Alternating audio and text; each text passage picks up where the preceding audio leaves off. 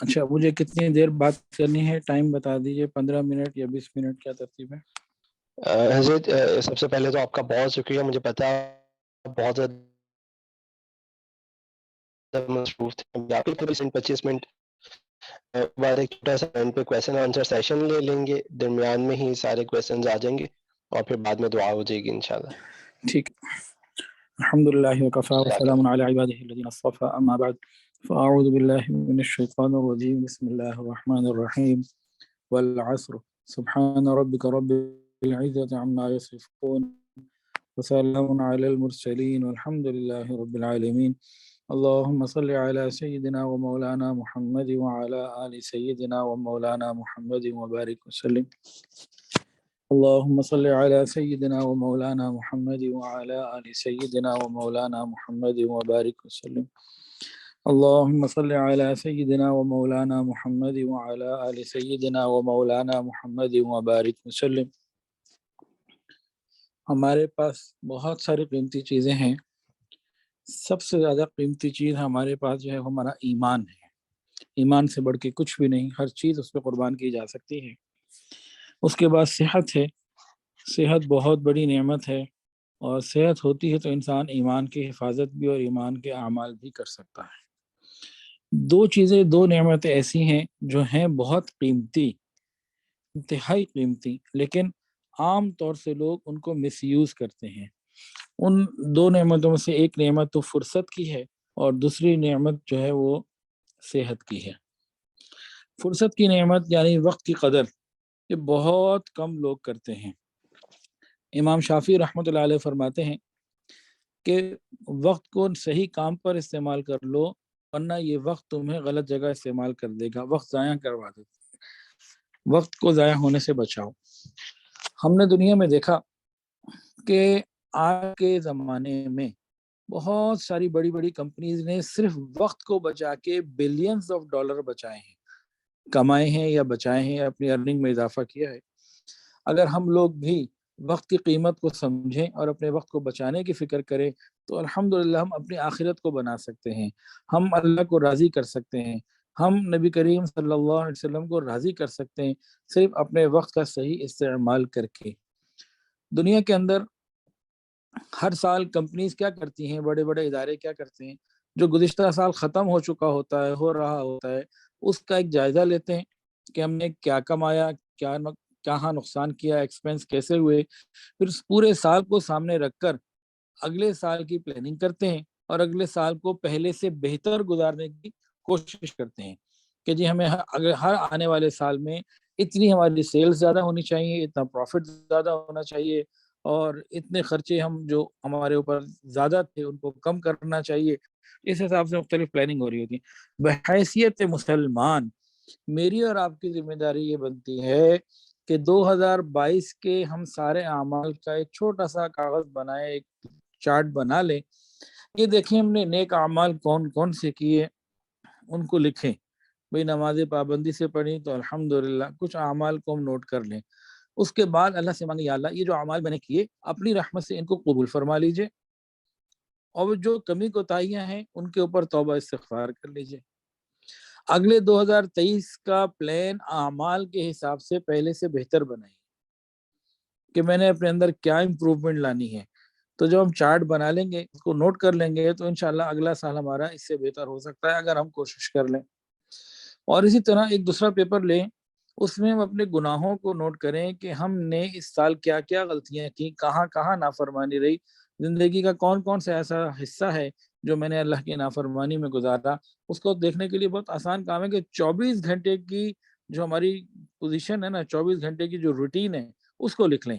اس میں دیکھیں ان میں کون کون سا کام اللہ کو پسند ہے، کون کون سا کام نافرمانی کا ہے، تو اس سے پوری ہمارے پاس پورا سال آ جائے گا، گویا پوری زندگی کا ایک حصہ آ جائے گا۔ ہم اس پہ ابھی کیا کریں، اس پہ ہم سچے دل سے توبہ کریں، اللہ تعالیٰ سے معافی مانگیں، اور اگلے سال کوشش کریں کہ ان میں سے کون کون سے ایسے گناہ ہیں جو میں ابھی چھوڑ سکتا ہوں، جو کچھ عرصے کے بعد محنت کر کے چھوڑ جائیں گے، اور پھر اللہ سے مانگیں، یا اللہ میں آپ کی نافرمانی نہیں کرنا چاہتا، اللہ مجھے بچا لیجئے۔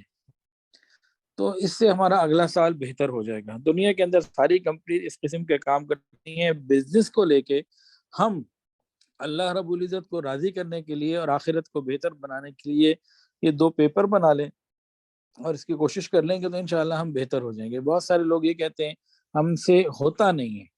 ہوتا اس لیے نہیں ہے کہ ہم نے نیت نہیں کی ہوتی. جب نیت کر لیں گے تو ہو بھی جائے گا. تو نیت کرنے کے بعد ہم ایک چارٹ بنا لیں. اگر آپ کو لگے کہ یہ ایک ایسی ایکسرسائز ہے جس کا کوئی خاص فائدہ نہیں، آپ تب بھی کر لیں، نقصان بھی تو کوئی نہیں ہے نا.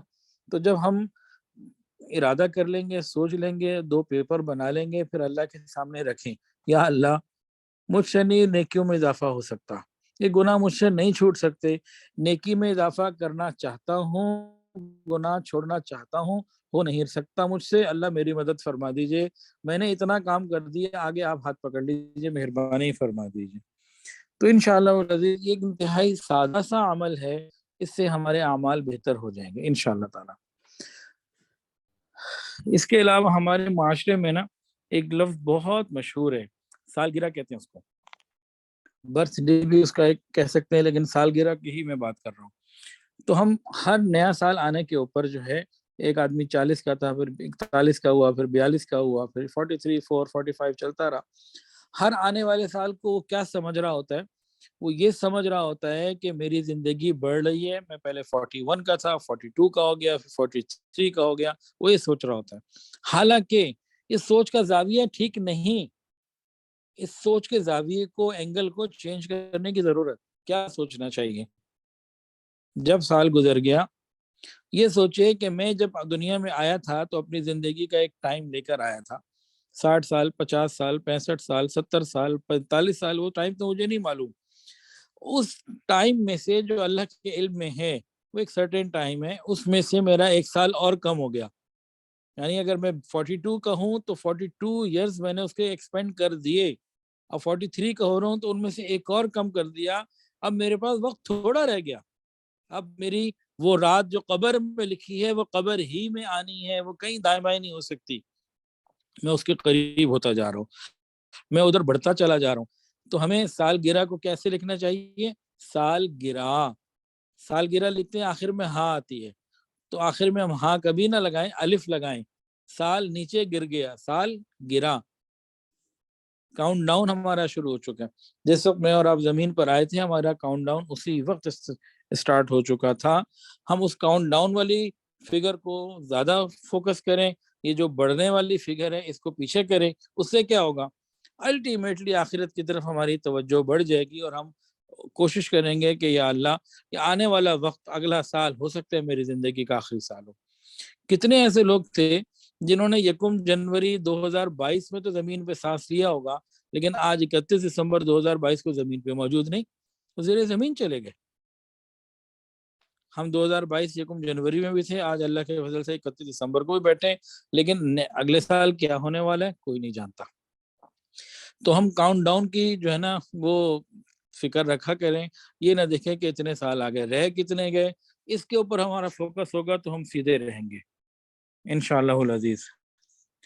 ایک تیسری بات، ہم صرف اپنی بہت ساری چیزوں کو سوچ کا زاویہ ٹھیک کرنے یا بدلنے کی وجہ سے اپنی زندگی کو ٹھیک کر سکتے ہیں. مثال کے طور پر آپ کو ایک میں بتاتا ہوں.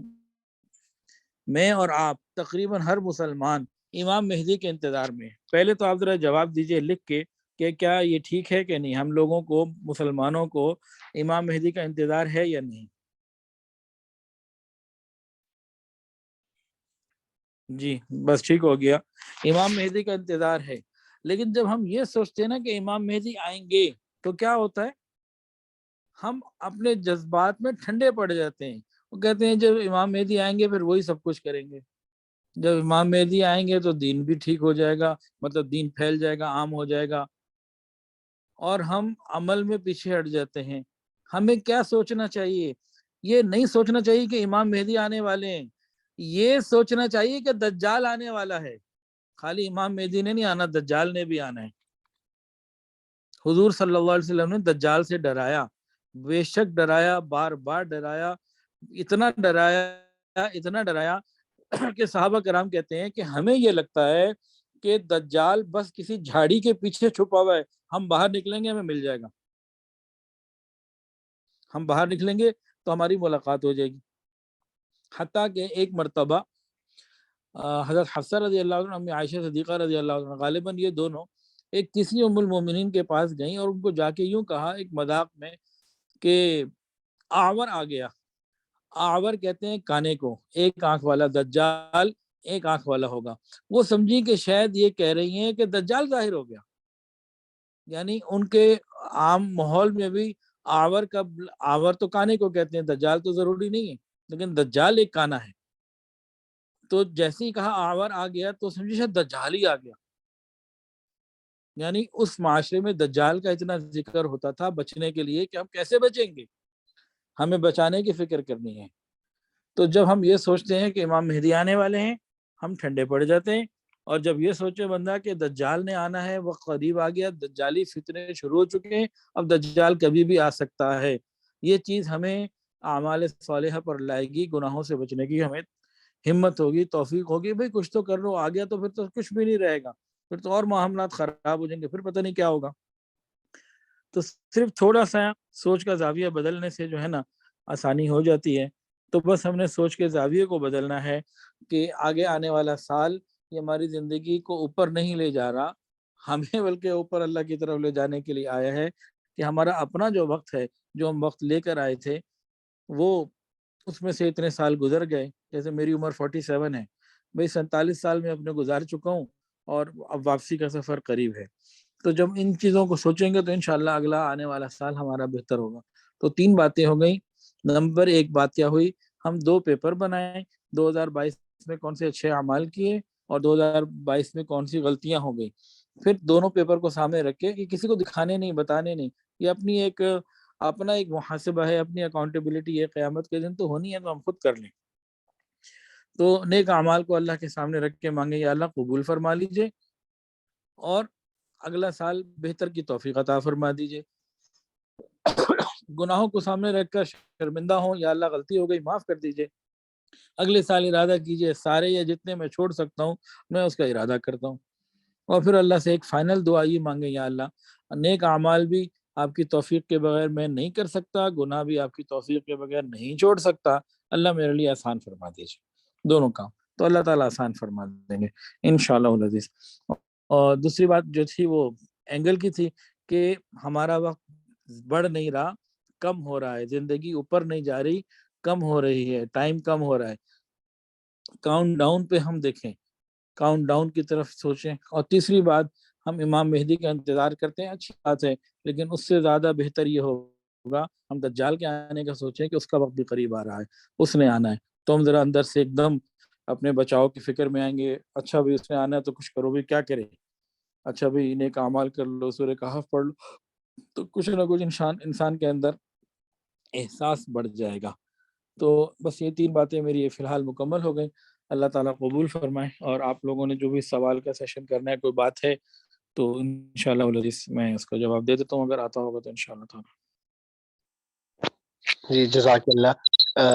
جن کے جو کویسچنز ہیں بریفلی آپ پلیز سینڈ کر دیں، اور اگر کوئی خود کرنا چاہیں تو جلدی سے اپنا ہینڈ ریز کر لیں، پھر آپ اس میں بریفلی یعنی شارٹ ٹائم میں آپ اس میں بات کر لیجیے۔ حضرت یہ پوچھ رہے ہیں کہ نئے سال کے شروع میں آپس میں تحائف دیے جا سکتے ہیں، گفٹ دیے جا سکتے ہیں ایک دوسرے کو؟ تحائف دینا عبادت ہے، اور اس سے دلوں میں محبتیں بڑھتی ہیں، اور دلوں کی جو گھٹن ہے، تنگیاں ہیں، وہ دور ہوتی ہیں۔ تو ہم چونکہ مسلمان ہیں تو بحیثیت مسلمان ہمیں اسلامی تہوار کے اوپر یہ کرنا چاہیے، عید پہ کریں اور دوسرے موقع پہ کریں، اس موقع پہ نہیں کرنا چاہیے، بچنا چاہیے، غیروں کی مشابہت سے بچنا چاہیے۔ جزاک اللہ۔ حضرت اس کی خوشی منانے کا پوچھ رہے ہیں کہ خوشی منائی جا سکتی ہے نئے سال کی، آپس میں ایک دوسرے کو مبارکباد دینا، خوشی منانا؟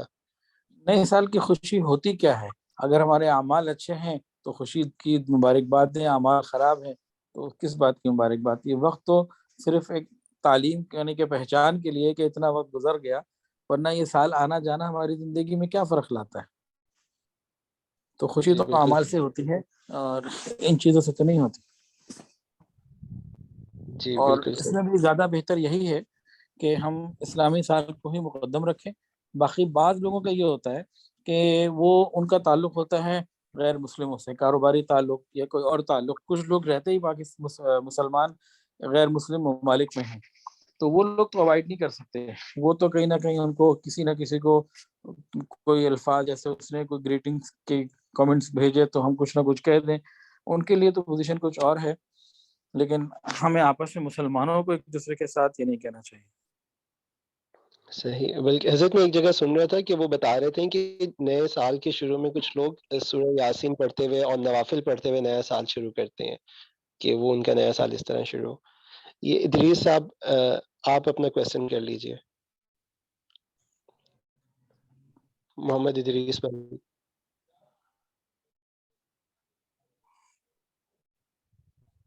جی محمد ادریس بھائی، آپ کویسچن کر لیجئے. السلام علیکم جی. السلام علیکم. آواز آ رہی ہے جی استاد جی؟ وعلیکم السلام ورحمۃ اللہ. جی صحیح آواز آ رہی ہے. استاد جی یہ پوچھنا تھا کہ جو دعا ہے اللہم ادخلہ علینا، یہ دعا یعنی اسلامی سال کے لیے پڑھی جاتی ہے، ہم اس سال کے لیے پڑھ سکتے ہیں کہ نہیں پڑھ سکتے جی؟ یہ پوچھنا تھا. اصل میں یہ دعا تو آئی ہے مہینے کی چاند کے حساب سے، تو مہینے کے ابتدا کی دعا، اس کا سال سے تعلق نہیں ہے. لیکن انگریزی مہینہ بھی اللہ کا ہے، شمسی بھی اور قمری بھی، تو کوئی اس نسبت سے اگر پڑھ لے تو کوئی گناہ تو خیر نہیں ہے، لیکن اصل یہ چاند سے متعلق ہے. صحیح. حضرت یہ پوچھ رہے ہیں کہ سورہ کہف سے دجال سے کیسے حفاظت ملتی ہے؟ حضور پاک صلی اللہ علیہ وسلم نے انتہائی وضاحت کے ساتھ یہ بات ہمیں بتائی ہے کہ سورہ کہف کی ابتدائی 10 آیات اور آخری 10 آیات کی تلاوت کرنے والے کو اللہ تعالیٰ دجال کے فتنے سے بچا لیں گے.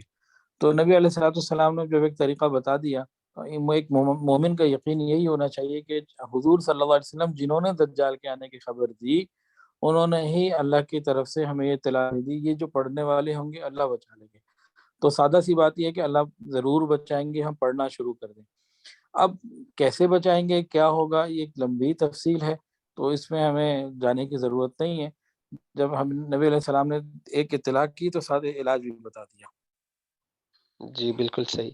حضرت یہ استاد پوچھ جی رہے ہیں کہ ہاسپٹل میں اور جو گھریلو ملازم وغیرہ آتے ہیں جو کرسچنز ہوتے ہیں، تو وہ کیک مٹھائی وغیرہ لے آتے ہیں نیو ایئر کی، تو اس کا کیا کیا جائے؟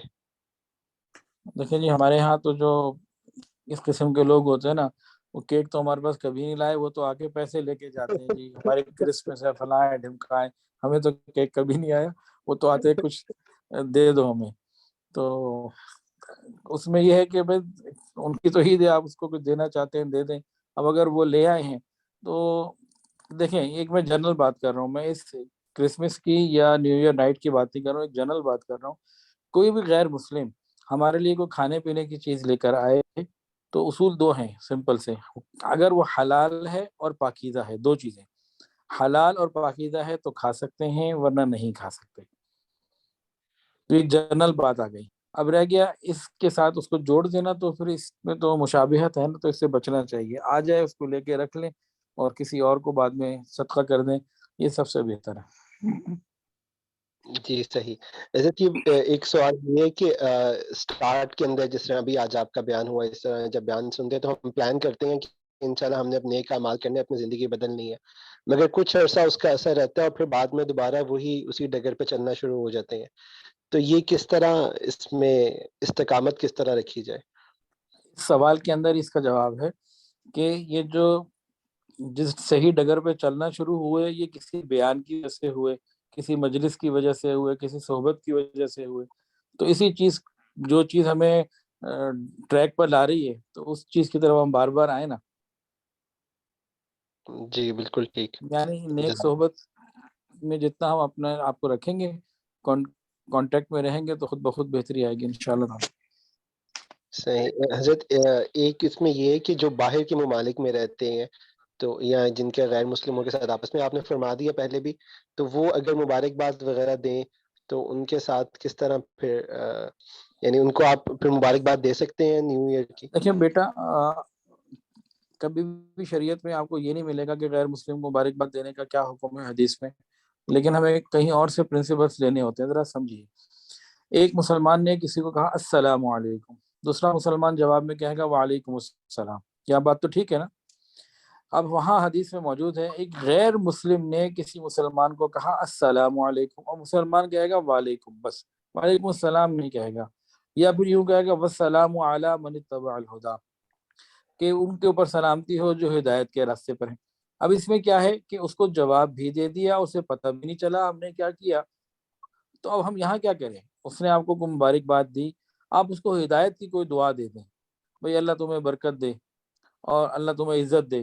عزت سمجھ لیں کہ وَلِلَّهِ الْعِزَّةُ وَلِرَسُولِهِ وَلِلْمُؤْمِنِينَ، عزت تو اللہ نے دین میں رکھی ہے ایمان والوں کے لیے، میں جو اس کو کہہ رہا ہوں اللہ تمہیں عزت دے، اس کا میرے کہنے سے میرا دل یہ ہے کہ اللہ تمہیں ایمان والی عزت دے، دنیا اور آخرت کی عزت دے۔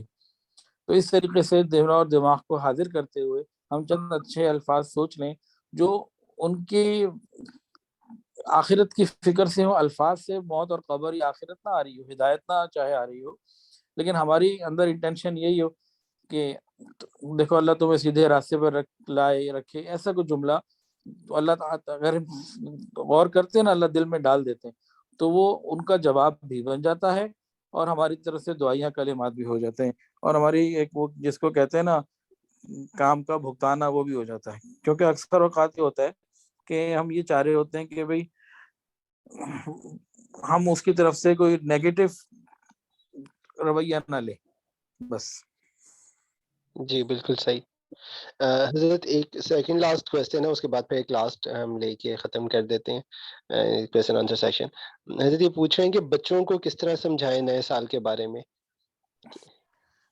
جب ہم خود سمجھیں گے، اس کا ذکر بار بار کرتے رہیں گے تو انشاءاللہ العزیز بہت ساری چیزیں ہو جائیں گی۔ اس کے اوپر میرا اپنا ایک بیان ہے الحمدللہ، غیروں کے تہوار منانے کا نتیجہ یا اس کے بارے میں، غیروں کے تہوار کے نقصان، تو اس میں یہ بات بہت تفصیل سے بتائی گئی ہے۔ اس بیان کو اگر سنا جائے واٹس ایپ پہ میرے پاس ہے یا ہمارے یوٹیوب چینل پہ لنک ہوں گے اس کے، تو اس میں بہت ساری چیزیں آ جاتی ہیں۔ اس کا خلاصہ میں آپ کو نا آدھے منٹ میں پورے بیان کا بتا دیتا ہوں۔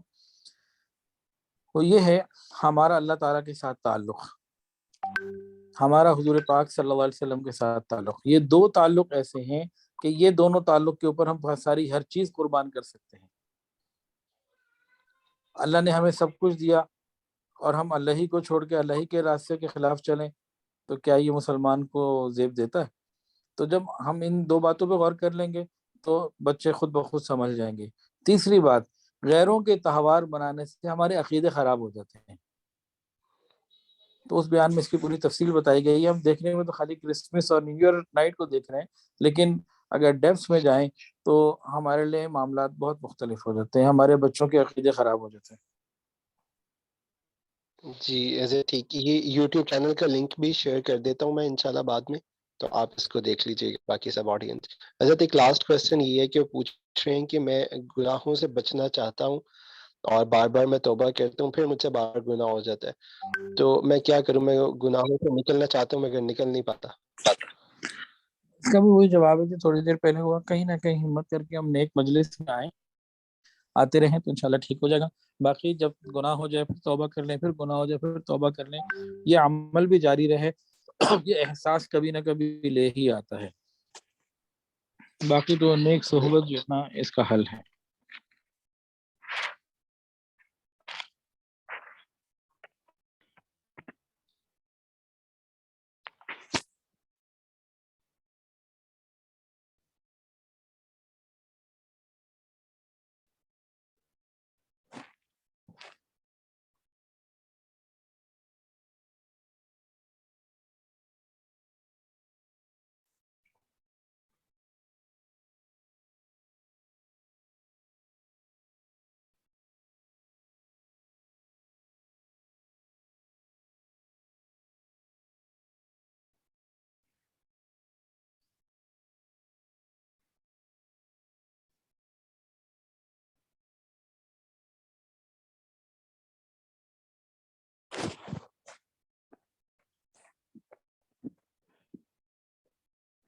جی بات مکمل ہو گئی، کوئی اور بات تو نہیں کرنی ہے؟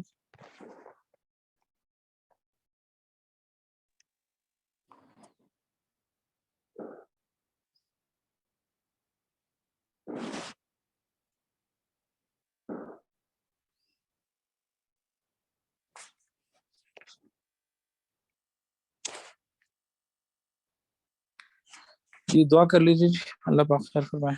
الحمدللہ رب العالمین صلی اللہ علیہ نبی الامی الکریم ربنا ظلمنا انفسنا وان لم تغفر لنا وترحمنا لنكونن من الخاسرین۔ یا اللہ ہمارے آنے والے ہر وقت کو پہلے سے بہتر فرما، ہمیں موت سے پہلے موت کی تیاری کی توفیق عطا فرما، ہماری زندگیوں میں برکتیں عطا فرما، ہمارے گھروں میں برکتیں عطا فرما، ہمارے اعمال میں برکتیں عطا فرما، صحت اور حافظے میں برکتیں عطا فرما۔ رب کریم حاسد کے حسد سے محفوظ فرما، شریر کے شر سے محفوظ فرما، برا چاہنے والوں کی برائی سے محفوظ فرما، دوستی کے رنگ میں دشمنی کرنے والوں سے محفوظ فرما۔ رب کریم ہم سب پر اپنی خصوصی رحمت کا معاملہ فرما۔ یا اللہ پوری امت کی حفاظت فرما، ہمارے ملک پاکستان کی حفاظت فرما۔ یا اللہ بچے بچے کی حفاظت فرما، چپے چپے کی حفاظت فرما۔ رب کریم ہم میں اور ہمارے گھروں میں جو بیمار ہے شفا عطا فرما، جو پریشان ہے پریشانیوں کو دور فرما، جو مقروض ہے قرضوں کی ادائیگی کے آسان اسباب اپنی رحمت سے پیدا فرما۔ رب کریم ہماری دعاؤں کو قبول فرما۔ یا اللہ بہت سارے لوگوں نے دعاؤں کے لیے کہا اور جو کہنا چاہتے تھے نہیں کہہ پائے، اور وہ لوگ جن کا حق ہے کہ ان کے لیے دعائیں کرتے رہا کریں، رب کریم سب کے لیے خیر کے فیصلے فرما، تمام حاضرین کی تمام دلی نیک جائز حاجات کو پورا فرما۔ وصلی اللہ تعالی علی خیر خلقہ سیدنا و مولانا محمد وعلی آلہ واصحابہ واہل بیتہ اجمعین، آمین یا رب العالمین، آمین برحمتک یا ارحم الراحمین۔